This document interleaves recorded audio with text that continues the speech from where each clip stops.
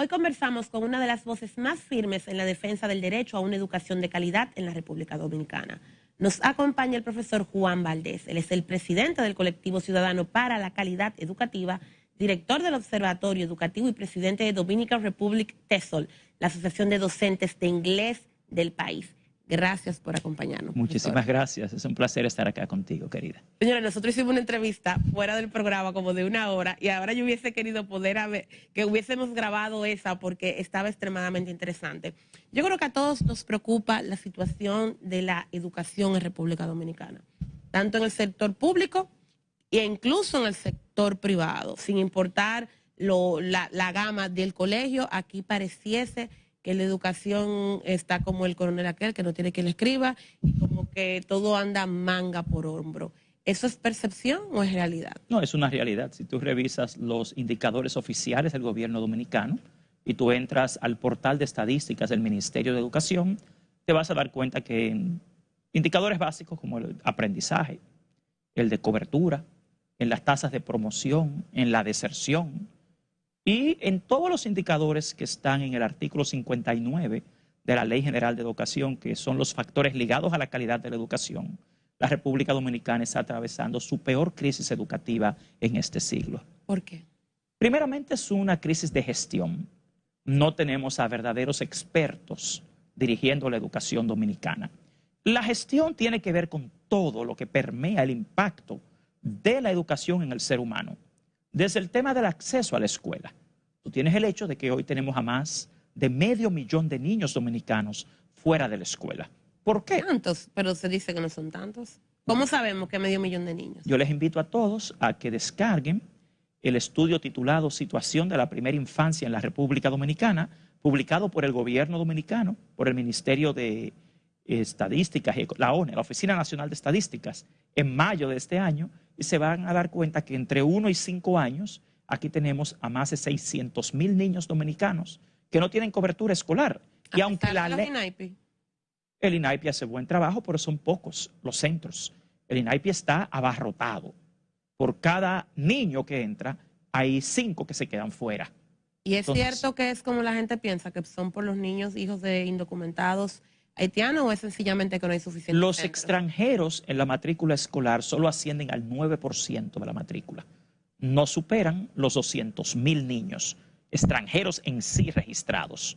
Entonces, de lo que están registrados, lo que han logrado. Correcto. De los 2,031,000 estudiantes, solo el 9%, alrededor del 9%, son extranjeros. O sea que tú los sacas y aún así se te quedan 400,000 niños fuera. Es un tema de infraestructura, falta de infraestructura. Y digo de gestión porque el tema de la infraestructura es un problema de gestión. Si tú tienes que en los pasados 4 años la subejecución presupuestaria del Ministerio de Educación ha superado los 40,000 millones de pesos, dinero no ha faltado para construir las aulas. La necesidad está identificada. Los sujetos que pueden ocupar los espacios están esperando. O sea que es un problema de gestión. ¿Por qué ustedes entienden, y digo ustedes porque son muchos expertos que han hablado ya del tema, que ni Millán ni Furcal hicieron estas inversiones en infraestructura porque el dinero está? Bueno, el problema, de nuevo te reitero, es de ineficiencia en la gestión. Y tiene que ver mucho con la impericia. Llegar al gobierno sin estar al día en la realidad escolar pública y dejarse llevar por ideas propias, no por la investigación científica y no por los datos, es lo que provoca esto, porque la educación es una ciencia. Pero aquí se maneja como el capricho de cada cual que llega al ministerio. Te quieren modificar, cada cual que llega acá, te quiere modificar el currículo. Cada uno te hace una modificación escolar.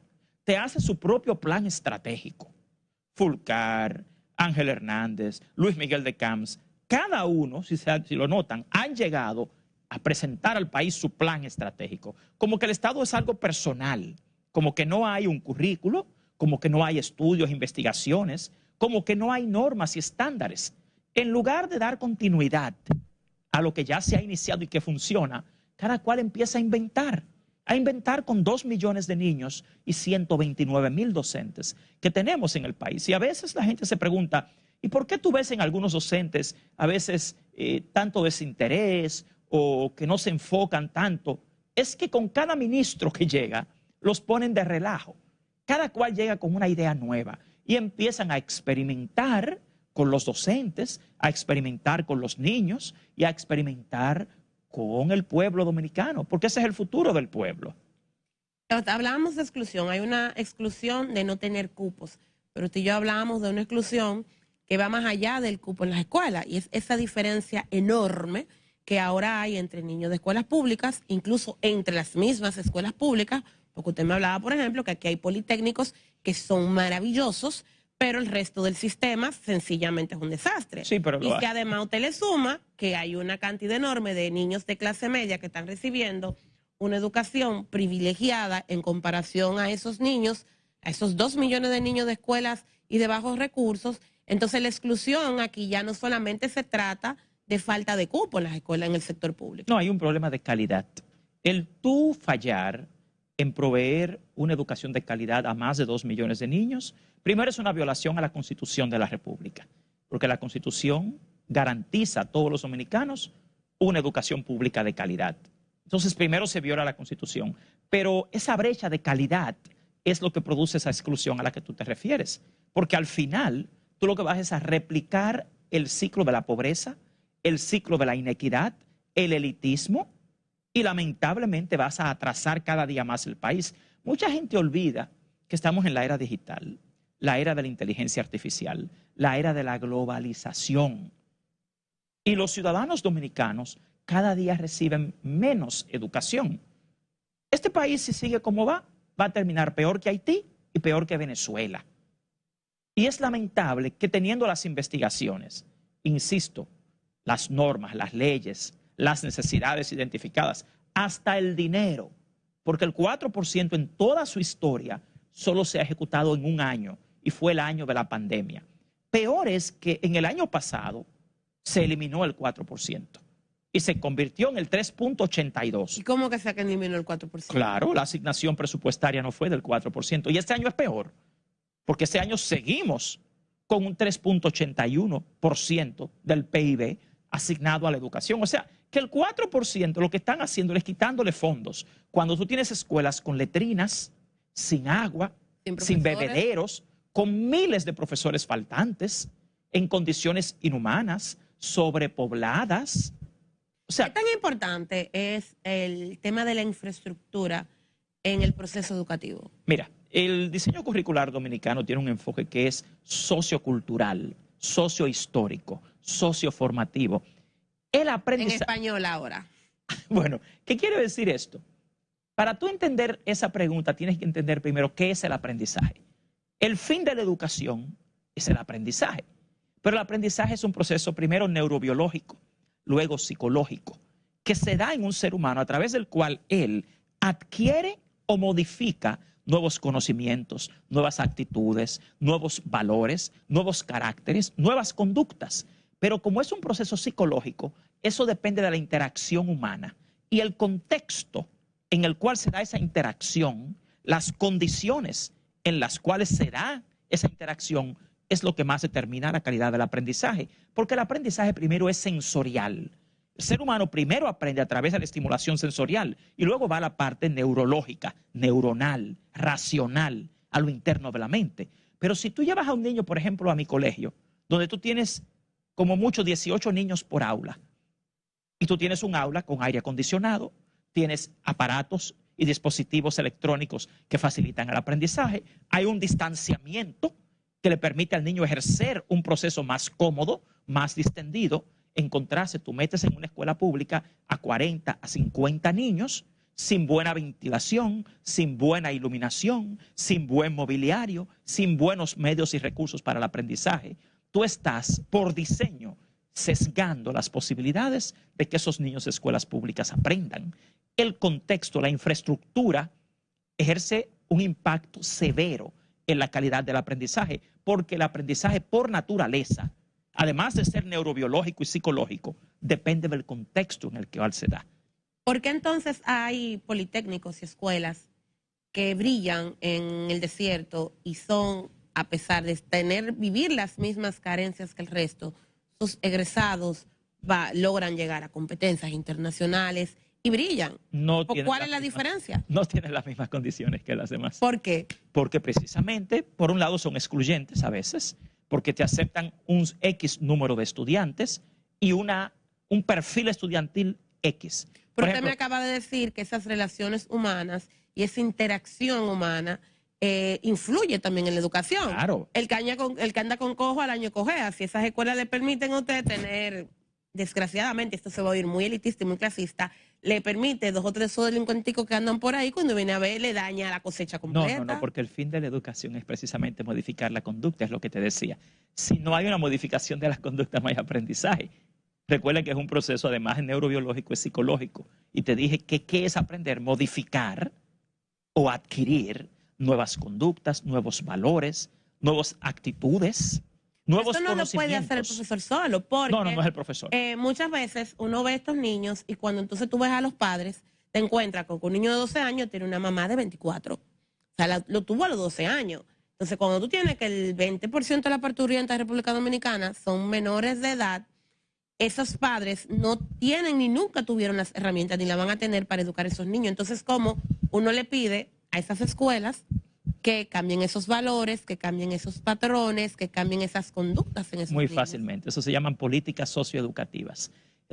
Otro de los grandes problemas de la educación dominicana es que aquí no hay políticas socioeducativas. Nosotros, por ejemplo, en el Observatorio Educativo de la ADP, llevamos 4 años proponiendo al Ministerio de Educación que contrate trabajadores sociales, que incluya trabajadores sociales en las escuelas públicas, sobre todo las que están en mayores condiciones de riesgo.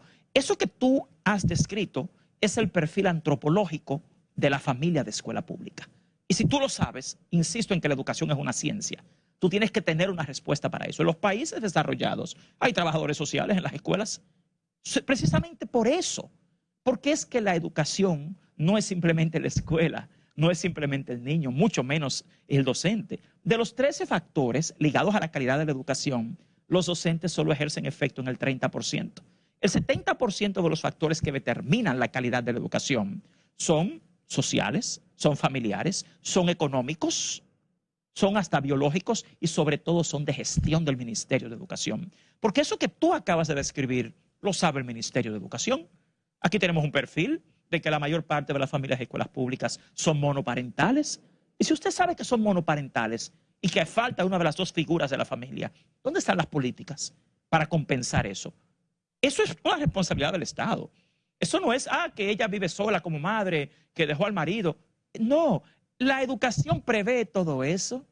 Cuando hablábamos fuera del aire, que tú comparabas a Finlandia con Corea, por ejemplo, y sus sistemas educativos. 2 modelos totalmente distintos. Exacto. Pero en teoría exitosos ambos. Pero ¿sabes qué es lo que los hace exitosos? El manejo cultural.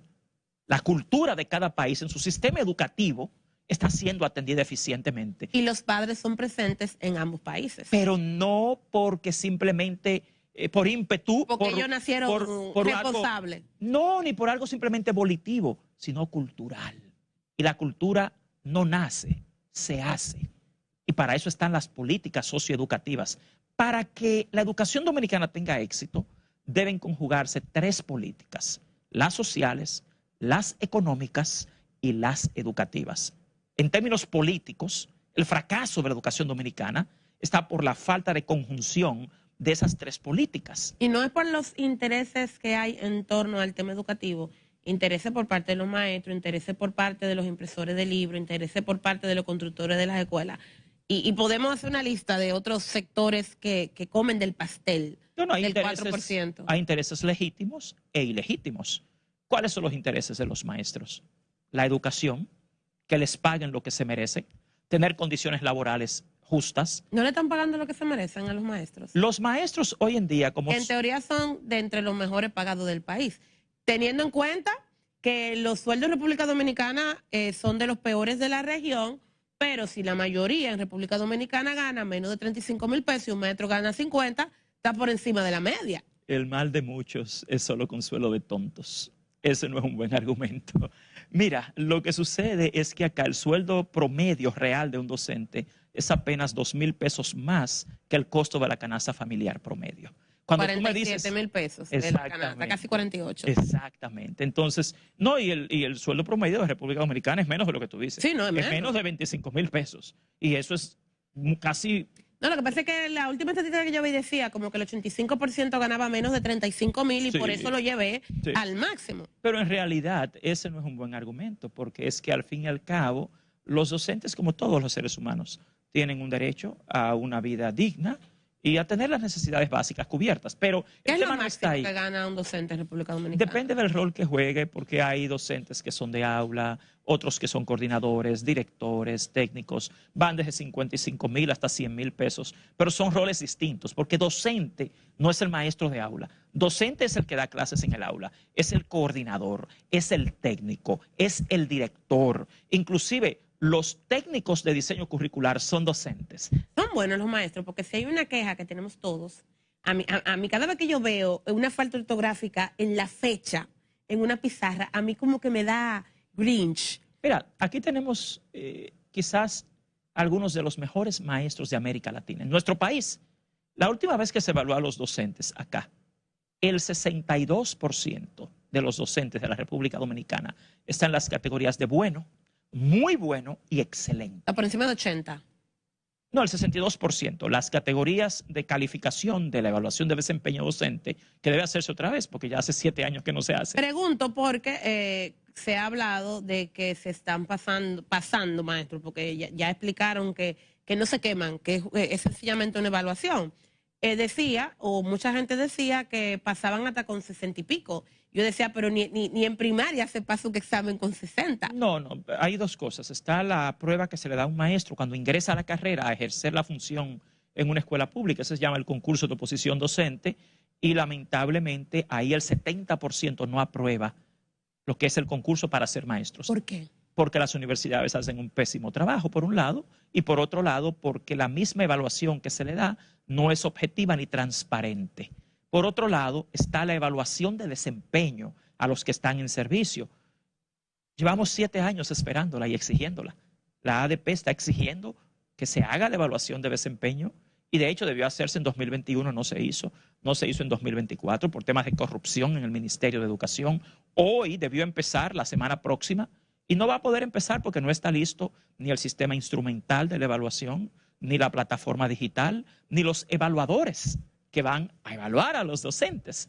Porque es que el Ministerio de Educación, lamentablemente, hoy en día, en términos de gestión de calidad, es un fracaso total en lo técnico-pedagógico, en lo de supervisión y control de la calidad, en la planificación, en la gestión financiera. Pero siempre ha sido así, porque los temas educativos, desde que yo tengo uso de razón, estamos con el mismo problema. O sea, toda mi vida ha tenido el mismo problema. La educación, yo puedo recordar de chiquita, la educación dominicana no sirve. Y ese es el mejor argumento para exigir que sea mejor. Y en eso tienes toda la razón. El pueblo dominicano ha sufrido la negación del derecho constitucional a una educación de calidad por décadas. Y eso es lo que más justifica que hoy el pueblo dominicano no siga tolerando la negación de ese derecho. Ir a la escuela no es equivalente a ejercer el derecho a la educación. Porque en este país yo insisto en que no hay escuelas, aquí hay guarderías, aquí hay lugares y malas. Llevan a los niños durante 8 horas ahí y los guardan ahí a hacer lo que puedan, en las condiciones que se puedan, con mala alimentación, con libros con cientos de errores, con condiciones inhumanas, sin medios y recursos de aprendizaje adecuados y sin un ambiente que motive, que apasione, que inspire. El principal requisito del aprendizaje para que un ser humano aprenda, lo indispensable es querer aprender. Solo aprende quien quiere. Y mucha gente no entiende nuevamente la naturaleza del aprendizaje. Y a veces ven a un niño que reprueba, que no avanza, y piensan que el niño no es inteligente. No, eso no es un tema de inteligencia. No está inspirado. No está motivado, no está inspirado. Y la gente cree que los niños van a la escuela a estudiar, y eso es falso.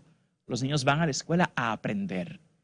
Y si usted no crea en la escuela condiciones para que se dé un aprendizaje significativo, no es el niño el que está mal, es la escuela, es el sistema educativo, es el Ministerio de Educación. Y no debe preocuparse cada maestro por servir de inspiración. O sea, estamos claros de tener 40, 50 niños en un aula, es una labor titánica, pero no debe de preocuparse también el maestro por hacer que sus estudiantes se enamoren de ese proceso? El aprendizaje es un proceso que no se da por la transmisión de conocimientos simplemente. El maestro con sus destrezas pedagógicas, con sus conocimientos, puede jugar un rol muy importante, pero el maestro solo ejerce 30% de influencia en esa motivación. El otro 70% depende de las autoridades, de la familia, señores, de sus condiciones de vida. Entiendan algo, el aprendizaje, todas las teorías del aprendizaje. El malcomiano piensa. Bueno, y hay una parte ahí biológica, pero todas las teorías del aprendizaje emanan de la psicología. El ser humano es más emocional que racional. Entonces, si no están dadas las condiciones en el hogar, en el barrio, en la escuela, en el aula, lo que un maestro puede hacer es mínimo para impactar. También en el nivel secundario no es un maestro, son muchos maestros. Entonces, el ser humano como individuo tiene requerimientos básicos para poder aprender, que tienen, te insisto, caracteres sociales, económicos, académicos, emocionales, y un Ministerio de Educación experto debe saber todo esto y debe tener respuesta a todo esto, debe tener programas para todo esto y debe tener verdaderos expertos dirigiendo la educación dominicana. Aquí no los tenemos. Esa es la realidad. Usted hablaba de que los estudiantes están saliendo con deficiencias de las universidades. No se supone, y hablamos de ese tema fuera del aire, que la resolución 09-2015 venía a resolver el tema de maestros con lagunas. Pero esa resolución ignoró varias cosas. Primeramente, el enfoque que esa resolución tenía para la formación de maestros era de la escuela cognitivista. Lo que priorizaba era el dominio de la asignatura que se enseñaba por encima de la parte pedagógica, que es lo más importante. Esta es la era del conocimiento. Lo que hoy abunda es el conocimiento. Ese no es el problema. El problema, vuelvo, es a la naturaleza de los procesos de enseñanza-aprendizaje. Hoy en día, el problema de la educación y el aprendizaje es más pedagógico que tecnológico, por ejemplo. O sea, tú tienes que entender la naturaleza humana y del aprendizaje para tú mejorarlo.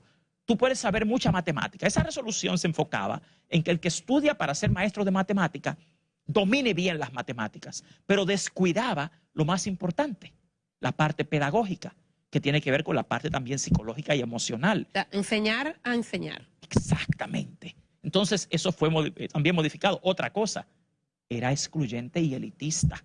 ¿Por qué? Porque aquí tú tienes que entender primero la responsabilidad del Estado en lograr que el bachiller dominicano tenga un nivel mínimo de competencias. Y hoy en día... Pero yo tenía entendido que si tú te quemabas en las pruebas de entrada a la universidad, te daban varias oportunidades para que tú lo intentases. El propedéutico es un año que tiene un estudiante universitario precisamente para ponerse al nivel, pero no excluirlo de entrada.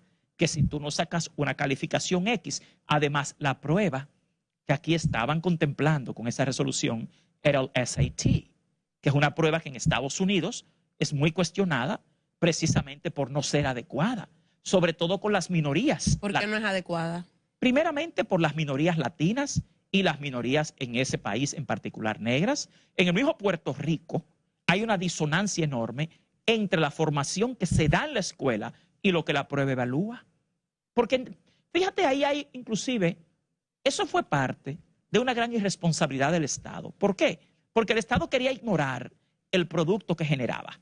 Mira qué injusto es esto. Sí, pero es injusto que el que yo tenga una educación deficiente en bachiller no me dé los conocimientos adecuados, pero también es injusto que yo, para cubrir esa falencia del Estado, permita que entren a una carrera tan importante como esta gente que ya se sabe que vienen con lagunas enormes. Por eso está el propedéutico. Esa es la compensación. Tú como Estado sabes que tú no lograste darle una educación de calidad a 2 millones de personas. Tú no le puedes exigir a la universidad que él tiene que tener las competencias que tú nunca le diste. En la universidad tú tienes que crear un mecanismo para compensar tus faltas. Mucha gente no entiende el rol del Estado. Vamos a estar claros. Nosotros aquí, cuando el ser humano dejó de ser nómada y el ser humano empezó a congregarse y a confiar en otro su destino, que hay instituciones sociales que nacen, que finalmente se crea el Estado, donde nosotros, 10 millones de personas, ponemos nuestro destino, el de nuestra familia, en manos de un grupo de otros ciudadanos para que dirijan la sociedad, hay lo que se llama un contrato social. Ese contrato social presume que tú, como funcionaria pública, vas a cumplir con tu deber y vas a lograr las metas. El Estado dominicano, como tú bien dijiste, por décadas ha fracasado en garantizar una educación pública de calidad. Como lo ha fracasado, entonces en la universidad... Y en el sector privado también, porque no es que tampoco mucho mejor. Bueno, es que aquí hay un solo currículo.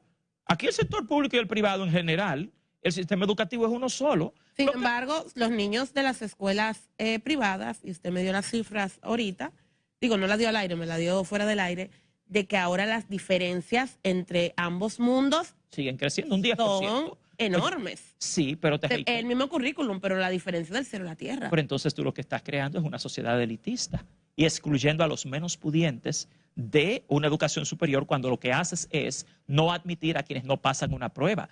Claro que deben tener las condiciones, no me malinterpreten.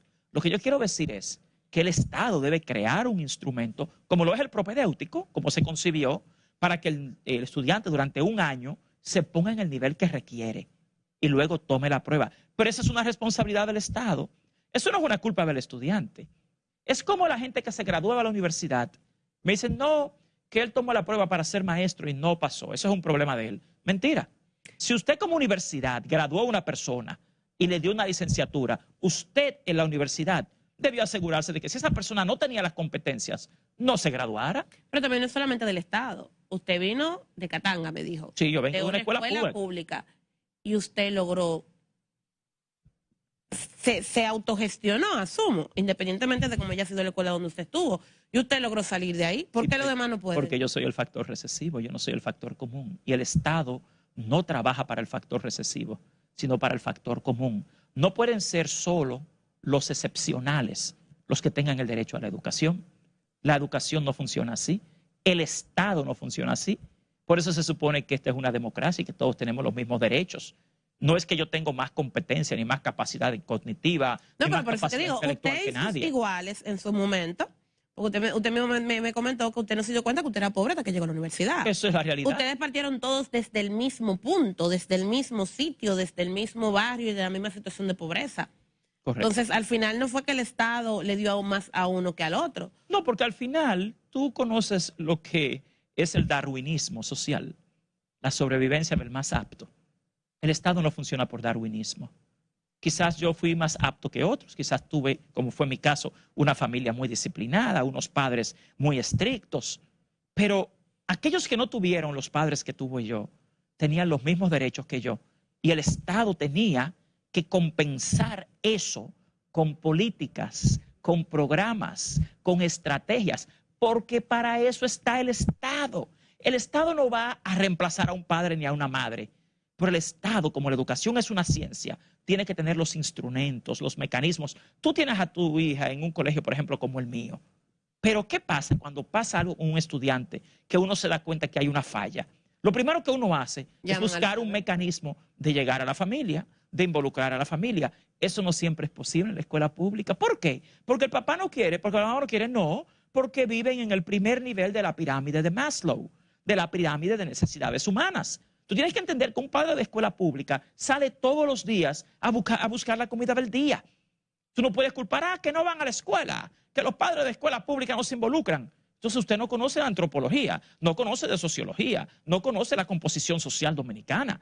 Y todo eso es conocimiento experto que debe tener quien dirige la educación dominicana. Porque yo insisto en el tema de que la educación es una ciencia y es un conjunto de ciencias que tú como Estado tienes que tener los mecanismos. En esos países que tú mencionas como Corea y Finlandia se dan casos similares, pero el Estado tiene programas. Yo te decía cuando tú comentabas, Juan, ¿y por qué en el nivel primario, en el primer ciclo, los niños no repiten? ¿Eso está mal? Digo, no, eso está muy bien. Porque es el sistema educativo el que tiene que crear lo que se llama remediación por diseño. No todos los seres humanos somos iguales. Inclusive, cada ser humano es un mundo. Y la escuela, a través de mecanismos, a través de estrategias, de programas, debe poder ayudarles a todos. Porque el derecho es el mismo para todos.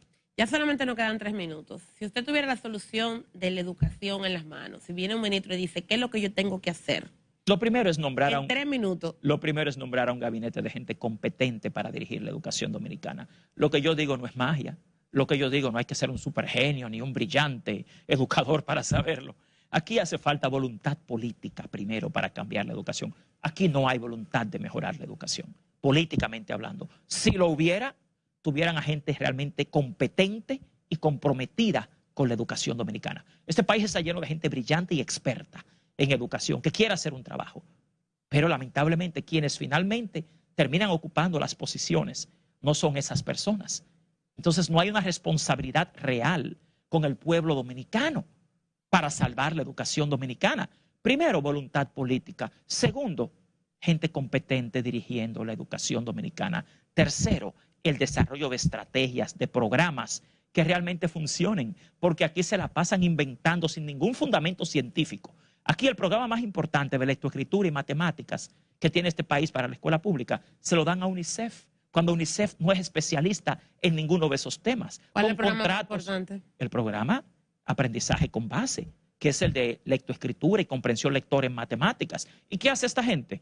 Porque no son expertos realmente, ni en el área ni en el país. Empiezan a inventar que secuencias didácticas, que programas que no tienen sentido, porque antropológicamente no responden al perfil del niño, de la familia y de la realidad escolar dominicana. Lo que traen es algo copiado de otros países y lo quieren imponer acá como una camisa de fuerza y sobre todo no son expertos, no dominan las necesidades reales de la educación pública dominicana.